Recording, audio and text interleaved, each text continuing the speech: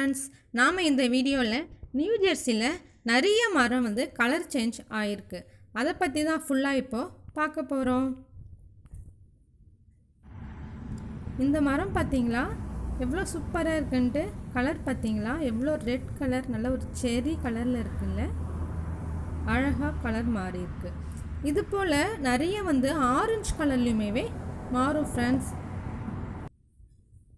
இப்போ நான் காட்ட போகிறது எல்லோ கலர். பார்த்திங்களா எவ்வளோ சூப்பராக இருக்குல்ல, ஃபுல்லாக எல்லோவாக மாறிடுச்சு. அதுலேயே கொஞ்சம் கொஞ்சம் கொட்டவும் ஆரம்பிச்சிச்சு. பாருங்கள் எவ்வளோ அழகாக இருக்குல்ல. இதெல்லாம் ஃபஸ்ட்டு க்ரீன் கலர், அதுக்கப்புறமேட்டு தான் லைட்டாக எல்லோவாக மாறும்.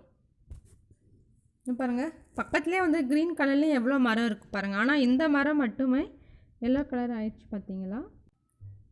இது நவம்பர் ஃபஸ்ட்டு வீக்லேருந்து தான் ஃப்ரெண்ட்ஸ் கலர் இங்கே சேஞ்ச் ஆக ஆரம்பிக்கும். நான் வீடியோ எடுத்து போட கொஞ்சம் லேட் ஆகிடுச்சு.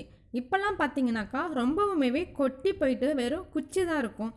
அதை நான் கடைசி வீடியோவில் காட்டுறேன் இப்போ எப்படி இருக்குன்ட்டு.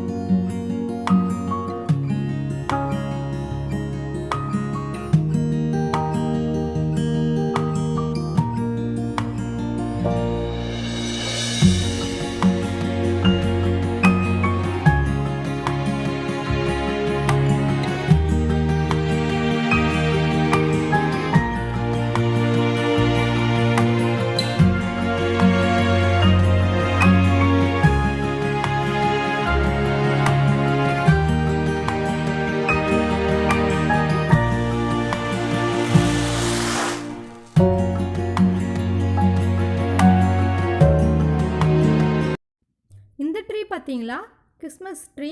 இந்த ட்ரீ எப்படி வச்சோமோ அப்படியே தான் இருக்குது ஃப்ரெண்ட்ஸ். மழையாகட்டும் குளிராகட்டும் ஒன்றுமே பண்ணாது இந்த ட்ரீயை. இதோ பாருங்கள் ஃபுல்லாக அப்படியே இருக்குது பார்த்தீங்களா.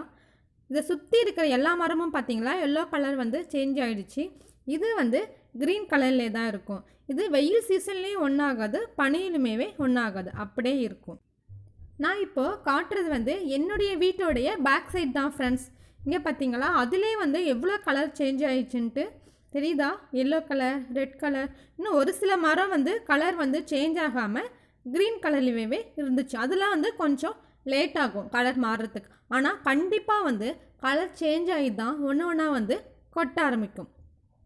இப்போயே பார்த்தீங்கன்னா கீழே கொஞ்சம் கொஞ்சமாக இலலாம் கொட்ட ஆரம்பிச்சிச்சு. இன்னுமே நவம்பர் எண்டில் பார்த்தீங்கன்னா எதுவுமே இருக்காது ஃப்ரெண்ட்ஸ். வெறும்னே குச்சி தான் அப்படியே இருக்கும், ஒரு இலை கூட இருக்காது.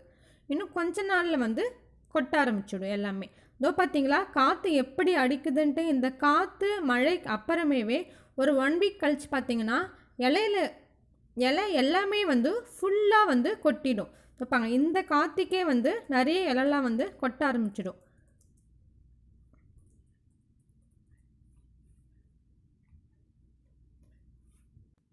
இப்போ பார்த்தீங்களா மரம்லாம் எப்படி ஆயிடுச்சுன்ட்டு. இது எங்கள் வீட்டுக்கு பேக் சைடு இருந்தது தான். முன்னாடி பார்க்கும்போது ரொம்ப க்ரீனாக இருந்துச்சு இல்லையா. இப்போ எல்லாமே கலர் மாறியும் போச்சு, கொஞ்சம் கொஞ்சமாக காயவும் ஆரம்பிச்சிருச்சு. உங்களுக்கு தெரியுதா, இதோ பாருங்கள் இலெல்லாம் தானவே கொட்டுது பாருங்கள். ஆனால் எந்த ஒரு காற்றும் இல்லை, இலெல்லாம் அப்படியே ஒன்று ஒன்றா உதற ஆரம்பிச்சிடும். இதோ பாருங்கள் நல்லா கிட்டக்க பார்த்தீங்கன்னா தெரியும். இலெல்லாம் நிறைய இலையில் கொட்டியே போயிடுச்சு. நிறைய மரத்தில் இலையே இல்லை. இதோ பாருங்கள் கலர்லாம் பார்த்தீங்கன்னா ஒரு மாதிரி காஞ்சி போன போல் ஆயிடுச்சு. இதுக்கப்புறம் க்ரீனிஷாக ஒரு இலை கூட இருக்காது ஃப்ரெண்ட்ஸ். எல்லாமே காஞ்சி போய் கொட்டிடும். இது பார்த்தீங்களா, இது இப்போ நான் எங்கள் வீட்டு பேக் சைட்லேருந்து கீழே இறங்குறேன். எவ்வளோ இலை கொட்டிடுச்சு பார்த்தீங்களா. அவ்வளோதான். இந்த ஸ்டேஜில் ஒரு இலை கூட மரத்தில் இருக்காது. எல்லாமே ஃபுல்லாக கீழே கொட்டிடும். இதோ பாருங்கள் எவ்வளோ இலை இருக்குன்ட்டு. இங்கே பாருங்கள் ஃப்ரெண்ட்ஸ், இது போல் ஆகிடும் எல்லா மரமுமே. இங்கே பாருங்கள் ஒரு இலை கூட இல்லை பாருங்கள். எல்லாமே எப்படி ரொம்ப குச்சி குச்சியாக நிற்குது பார்த்தீங்களா. இருக்கிற கொஞ்சம் நெஞ்சம் இலையுமே ஃபுல்லாக கொட்டிடும். இன்னும் ஒரு 2-3 டேஸ் தான் ஃபுல்லாக எல்லா இலையுமே கொட்டிடும் கீழே. ஆனால் என்ன ஒரு அதிசயம்னாக்கா, இலையெல்லாம் கொட்டினாலும் இந்த மரம் எதுவுமே சாகாது ஃப்ரெண்ட்ஸ், அப்படியே தான் இருக்கும். சம்மர் ஸ்டார்ட் ஆகும்போது அப்படியே எல்லா இலையுமே திரும்ப வளர ஸ்டார்ட் ஆகும். அப்போ ஒரு குச்சி கூட இருக்காது, எல்லாமே ஃபுல்லாக இலையாக மாறிடும்.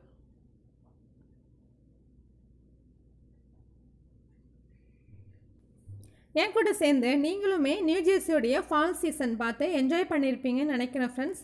இந்த வீடியோ உங்களுக்கு பிடிச்சிருந்துச்சுனாக்கா லைக் பண்ணுங்கள், கமெண்ட் பண்ணுங்கள், ஷேர் பண்ணுங்கள். மறக்காமல் என்னுடைய சேனலை ஃபஸ்ட் டைம் பார்க்குறவங்க சப்ஸ்கிரைப் பண்ணுங்கள். பாய் பாய். உங்களை வேறு ஒரு வீடியோவில் பார்க்குறேன்.